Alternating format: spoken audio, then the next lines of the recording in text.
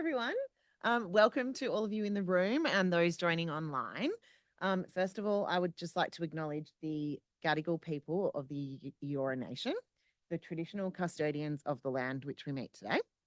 I pay my respects to elders past, present, and extend the respect to all Aboriginal and Torres Strait Islander peoples here today. First of all, I'll just introduce our panel. So we've got Siona Hardy, the CEO of Canteen. We have Jennifer Cohen, the head of Impact here at Canteen. And we have Kelly Blackburn in the middle, our clinical lead on the Thrive program. So today we're here to talk about a pretty important topic, which is survivorship. Survivorship is really about the reality after cancer. When most people think about cancer, they think about being diagnosed, they think about treatment, and they think about surviving. Sorry, I had a mint before and now I need water. But what often goes unseen is what happens beyond that. For young Australians, ringing the bell and hearing those words, "You are cancer free," is often not the end of the journey. It's the beginning of a new chapter filled with physical, emotional, financial, and psychological challenges that can last often for years. Surviving cancer is more than just about being alive. It's about rebuilding your life and rediscovering your identity and finding a way forward after almost everything in your life has changed. So you might be wondering who I am. My name's Sam and I'm the co-host of a podcast called The Big C with my co-host Nikki. And we both have conversations with people about their cancer journeys. So from people that are diagnosed themselves or people that are caring for loved ones. Nikki comes from the caring aspect, and I have a personal story with cancer. So a few years ago in March 2023, I was diagnosed with breast cancer. I was living my best life in Melbourne. I'm originally from Sydney. And I ignored a few warning signs, which I didn't realize were connected until I felt a lump in my breast. And I booked in with the GP, got the referral and went and had my ultrasound. And within 24 hours, my world was absolutely flipped on its head.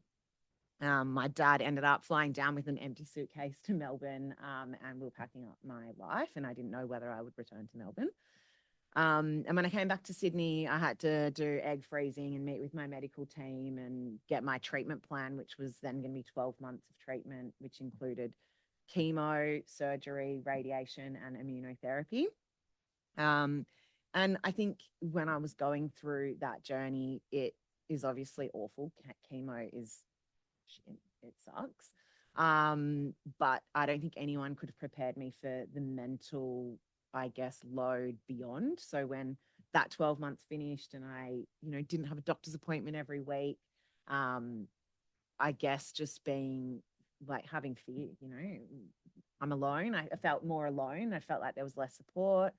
You're constantly living in fear of recurrence. I think I've also convinced myself of almost every other cancer that there is since, which is just awful. So really enough about me. We're not here to talk about me. We're here to hear from you ladies today on survivorship. So Shona, reaching the end of treatment is often seen as the moment of celebration, but for many, it's not the end of the challenges that they face. So what do you wish more people understood about life after cancer? Well, I'm speaking to the choir here, aren't I, Sam? We're speaking to you. But the absolute privilege of having a role such as the CEO of Canteen is that I get to talk to young people impacted by cancer and their families almost every single day. And that's in hospital clinics, that's in youth advisory groups, that's in young people coming through Canteen. And we always hear this statement that it feels like you've fallen off a cliff once your cancer diagnosis and you're cancer free, where you used to have a barrage of clinicians around you to support you through the ups and downs. It's just not there anymore. And young people talk about the invisibility of a post-treatment struggle. One saying always sticks with me with a young person who was navigating their post-cancer years. And they said, I got sick of explaining cancer in a job interview when they had a gap in their resume. So they just started telling everyone that it was a gap year because it's so much easier to deal with that way. And because it roots so hard. And there are 30,000 young Australians who are survivors of cancer living in our community right now. And there is absolutely zero national framework to support them. And it's a really important conversation that is just not dug deep into enough. And there's actually been recently some sector-wide recognition led by the Children's Cancer Co-op, of which we're a signatory of, called Surviving Cancer is Not Enough. And that's signed by more than 20 national organisations, where we're having a call out to have a coordinated survivorship service support and program. That's so good though that that's even there. Like, I didn't even think about the job interview process, I worked through. So that's something really, new to me, and something that would be really, really difficult for young people to explain. Jen, the data around life after cancer treatment can be quite confronting. What does the evidence tell us about the challenges that young people are facing with survivorship? So I think when we're talking about young people or AYAs, we've got to remember that this is such a significant time in their life. When you're that age, 12 to 25, this is where you are learning to be independent. You're finding your own friends and relationships. Some people might be moving out of home. You're actually like starting to develop your career. You're either studying or you're starting to have those early jobs. And that's why the impact that cancer has on that trajectory of their life is so significant. So we've got the impacts on education and career. We actually did some work at Canteen looking at young people both on and off treatment, and we saw that only 2/3 were engaged in full-time work or education. If it was the same as someone their same age, we see 80%. So we're already seeing impacts on not being able to work full-time or study full-time.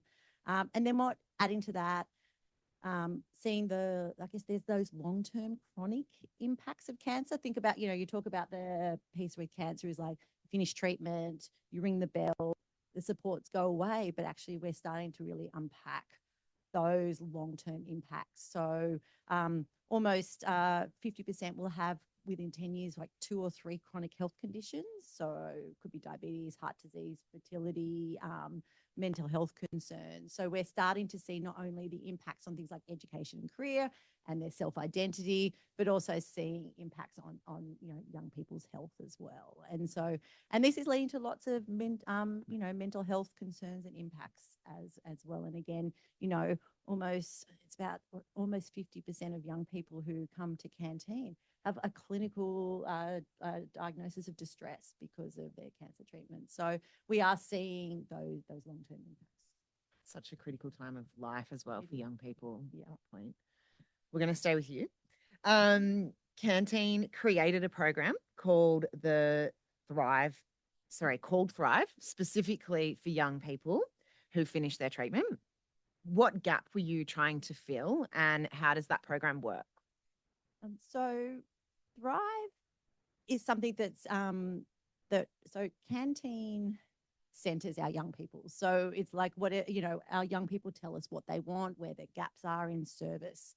And this was actually quite a few years ago. It was actually pre-COVID, just as I was studying at Canteen, that young people were saying that there were gaps in, programs for young people, especially those older young people. So Thrive is for those young people who are 18 and over, that there really wasn't any services or support programs out there for young people. So they were telling us there was a gap.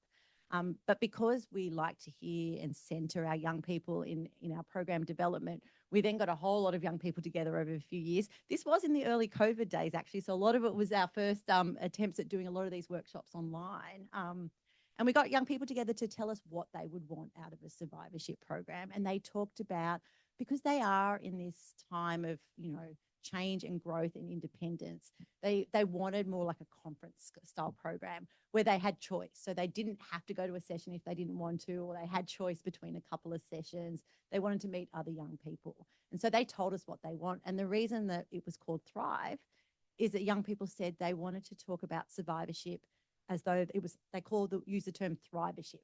So they wanted it to be like that future focus. So that's why it's called Thrive, was because our young people told us what we should call it. And we do like to listen. And they wanted to talk about getting, not only support with things like mental health, fear of cancer recurrence, as you talked about, but also help with more physical aspects of well-being, so education and career, nutrition. So it was about developing a program that was more that conference style, but providing that choice. Yeah, I love that. Survivorship. Right.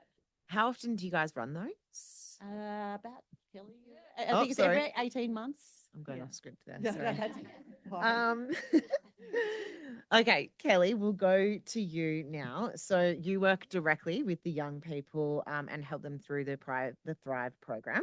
What do you see in the room and what changes over the course of the program?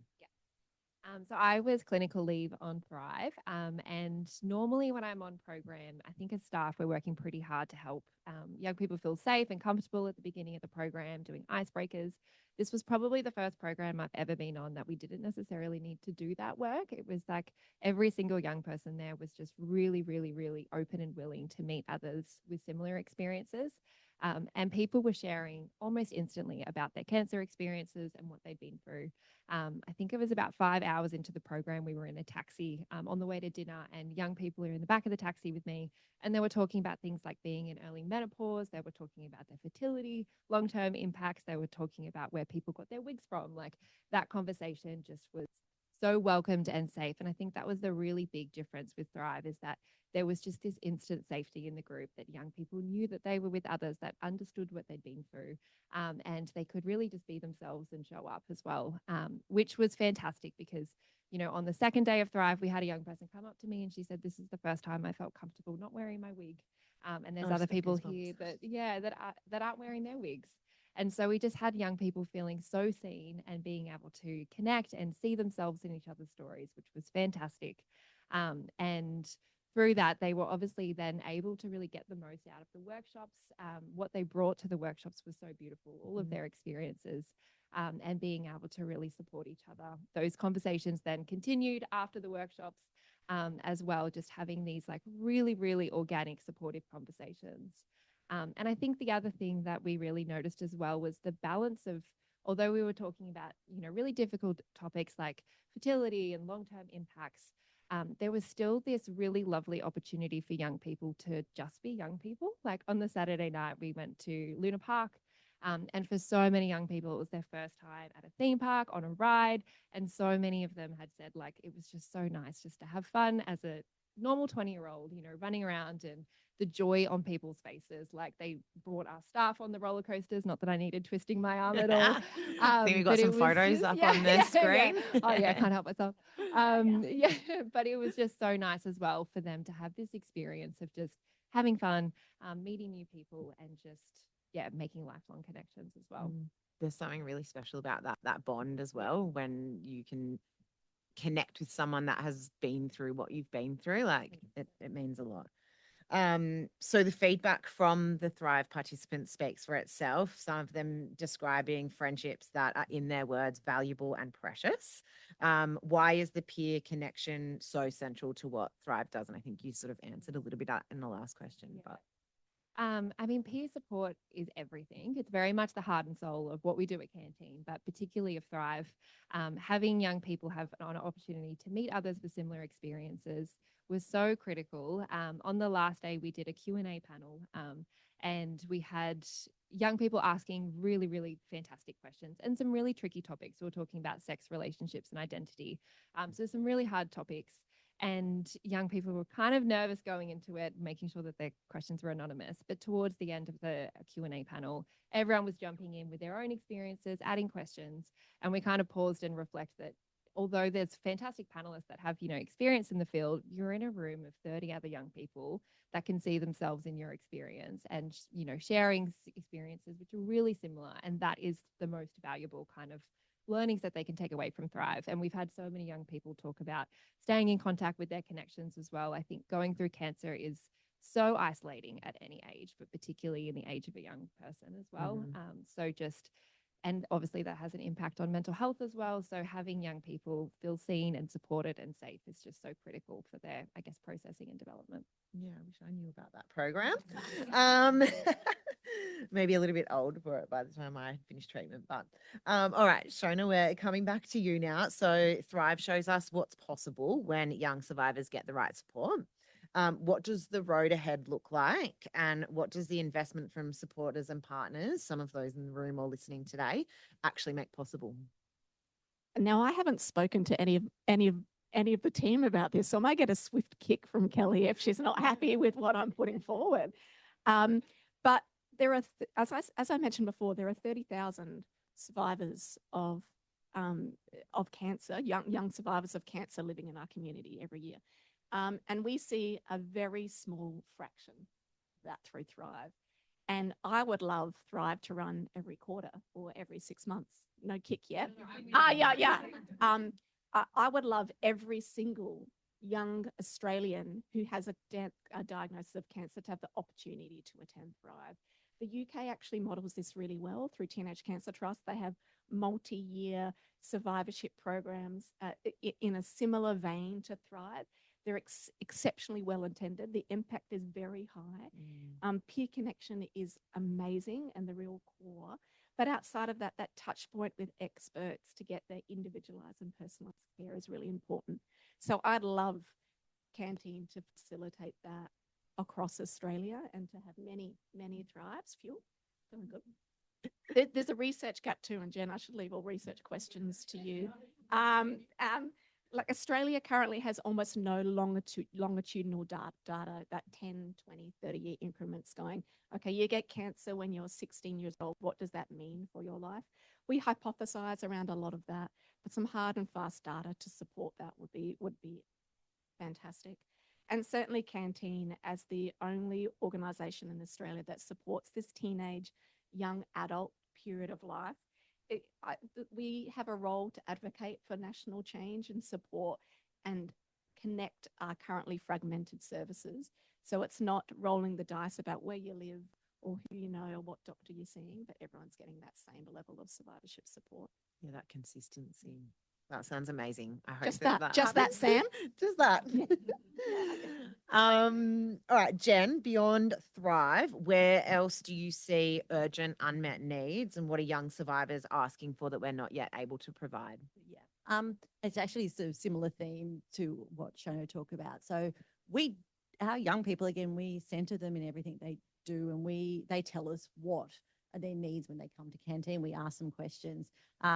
One of the top needs for young survivors is this piece around fear of cancer occurrences. I mean, we didn't plan it like that, Sam, but the fact that you mentioned it for yourself, there's such significant impacts on sort of psychological concerns. I'm sure Kelly can speak to this. I was actually looking at the stats, and I think it's up to like 90% of AYAs at some time will be have significant concerns around fear of cancer recurrence. And the fact you mentioned it, and I'm sure other people you've spoken to on your podcast it's a theme. So it's really, I guess it's this theme of what Siona talked about is that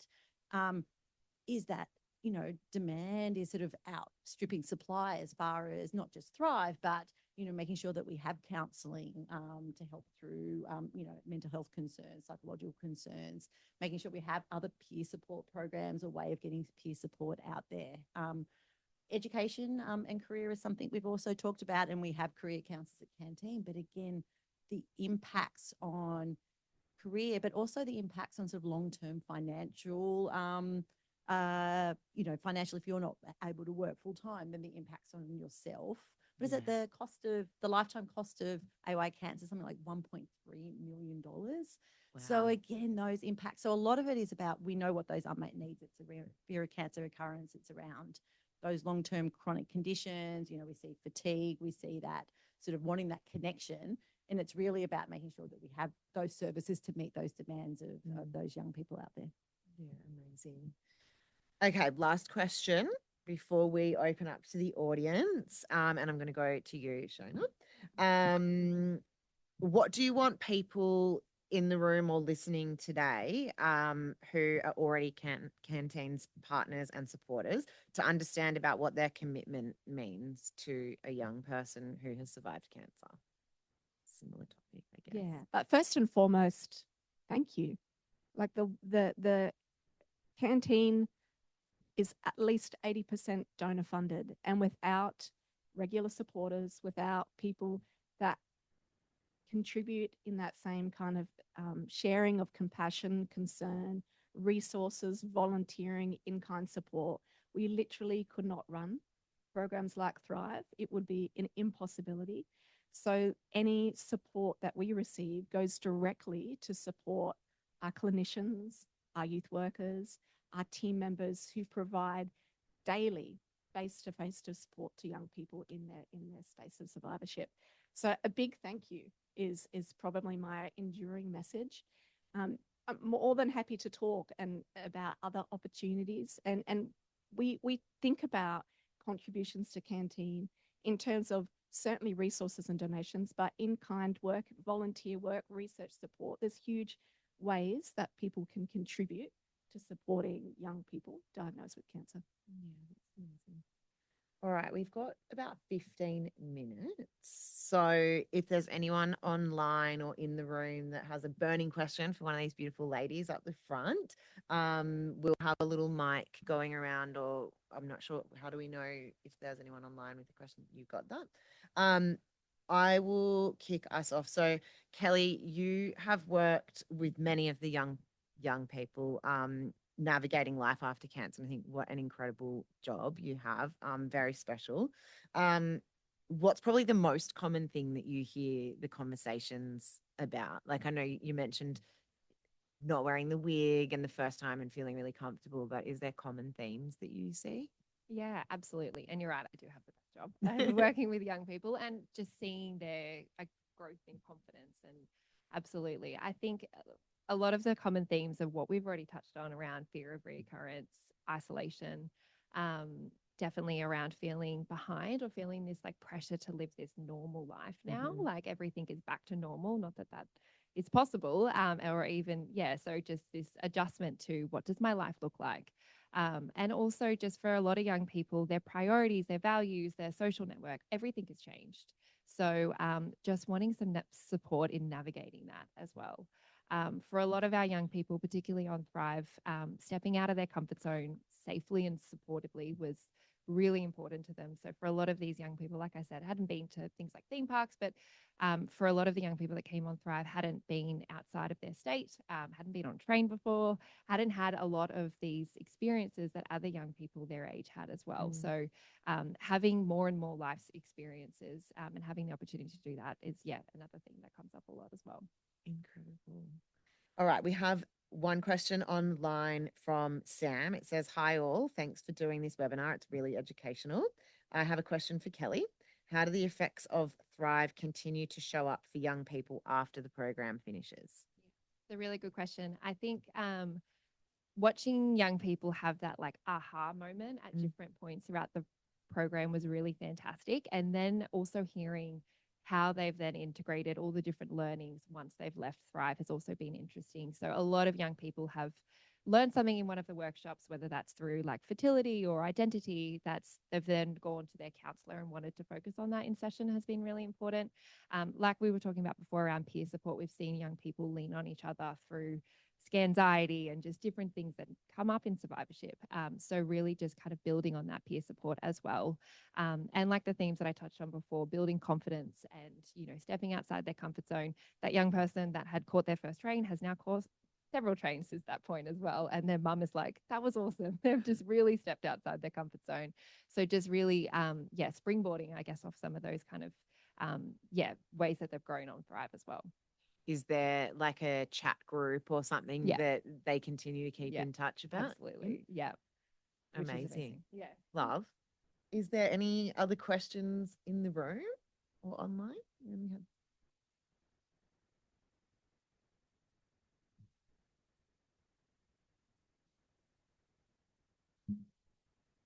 We have one, and then we have another one.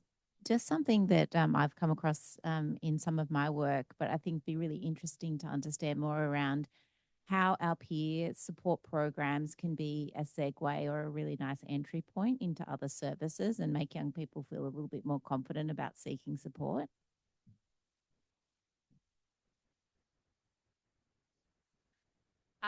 Absolutely. That happens so frequently. Young people coming on programs and connecting with other young people has such a significant impact on the next services that they access. I think it's just that safety that they feel when they meet other young people. And also when other young people kind of endorse counseling and things like that, it's really sweet when you're on program and you hear, one young person to be like, oh, counseling's not that bad, or my counselor is actually really nice. And then like, yes. But I think it does help as well. It just builds that sense of safety and comfort as well. And I also think that programs, we do a lot of fun things through programs as well. And so you might see a young person really wanting to come on go-kart, and then once they arrive thinking, oh, I actually am a part of this community and this has been hard, and maybe I will kind of take up more support. So it is a really natural, nice entry point. Yes, I could probably add some data to it because that's what I love. I have to give you a stat. Actually, don't have a stat, but we recently did an evaluation of our rec and digital events. So I guess they're more of our, gateway programs. And, a lot of what we see is that the more of those programs that young people are going on, then they are feeling less isolated and alone. We often have young people when they're coming to canteen, they do feel isolated and alone because, they haven't met other young people who've gone through their cancer experience. So, that it feels sort of less, I guess, scary to go on, maybe do an online event, and Kelly can talk to this, or go on a 2-hour fun program. And so that feels less scary. It feels like a nice entryway in. So then young people will talk about that is they go because it's a time out from cancer. It's that a bit of a break from their cancer experience. And then they start going to a few more. And what we're seeing is, especially if they've started going to multiple programs, the longer they've, engaged with programs, then we are seeing them talking, and they talk about in their own words, they feel less isolated and alone. And I think, that's the, I unlike Kelly, who's, sees young people in person, I often get to see when we run an evaluation, and young people in their own words will tell us what they experience with the program, and where we see things like, I feel less isolated, I feel less alone, I've met other young people who just get it. That's where you really see the value in it. So I guess these shorter programs then help them feel more confident to maybe go on our, longer programs. Any more on that question? We have one more that came through online. Another Samantha. Such a great webinar. Thank you all for sharing. I have one question for Jen, and would like to know, what are the biggest gaps in survivorship care research right now? Ooh, I have a list. How long are you going to top three? Again, I work with an amazing research evaluation team, and there's been a work that they've actually been doing in the last few years, really trying to understand what those gaps are in research.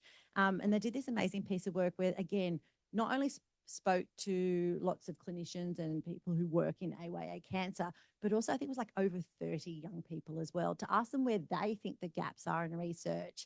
And I guess it's actually a similar themes of, and as Siona talked about, it's trying to understand what happens into that long-term survivorship space.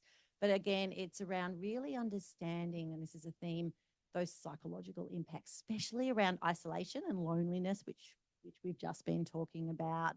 But as well, this concept of like self-identity, and I guess you might be able to talk about it. Again, we talk about AYA, that's the time when they are learning what their identity is, what they want to be. So trying to understand those impacts of being diagnosed with cancer during that critical time period is a gap in area, as well as things like understanding I guess impacts on their physical health. So we talked about those chronic conditions, and also this piece around, and you talked about that session at Thrive about relationship, sexuality, fertility.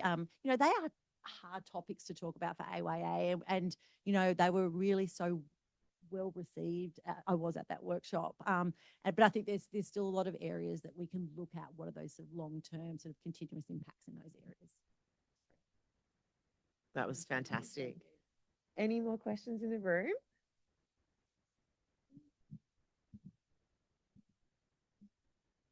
Thank you. Oh, is that on? Yeah.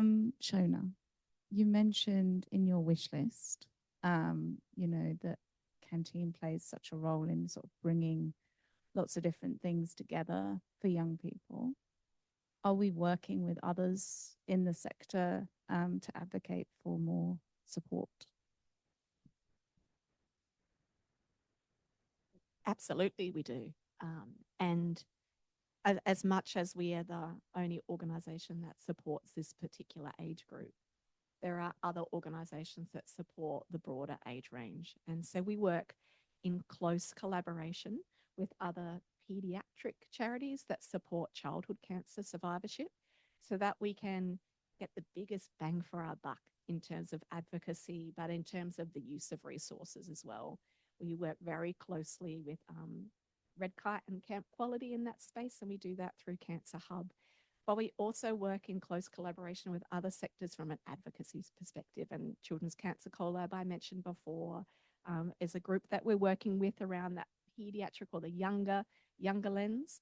And we also work with some federal government programs, the McGrath Foundation and Cancer Council, around some of that cancer navigation and care coordination, which is a really important step from the acute care, that hospital sector, into the life living with or after cancer. And we provide some signposting and direction in that kind of space too.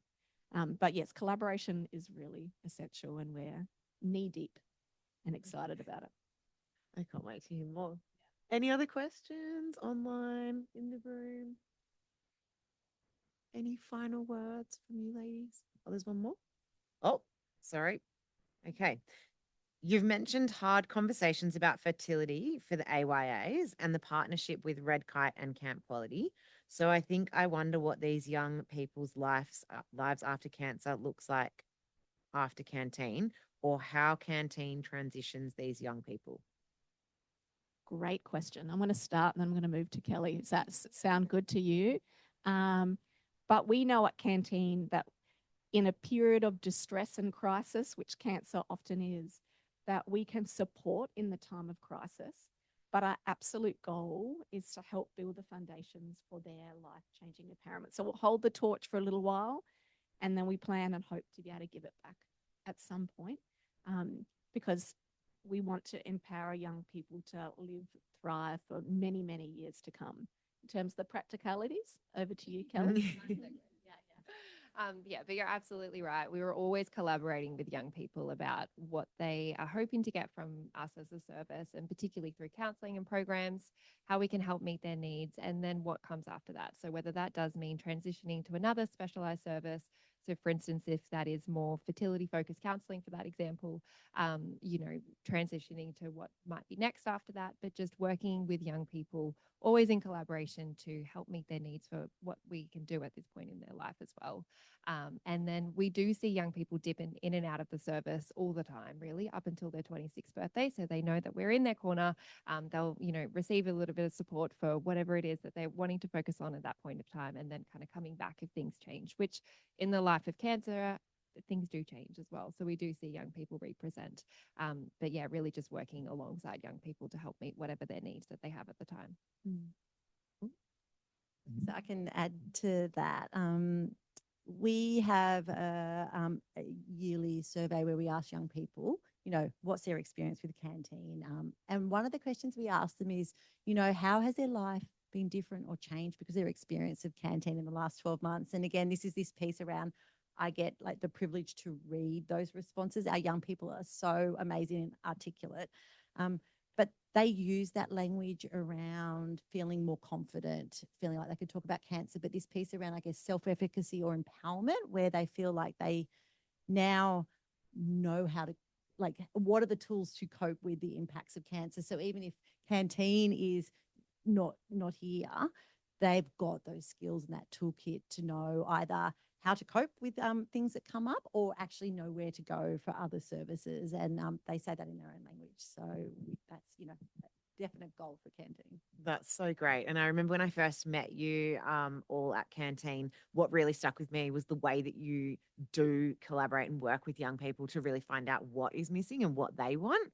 It's not just you guys deciding and then that's the only support that's offered. So I absolutely love that about Canteen and the work that you all do. Do we have any last questions burning? No? All right.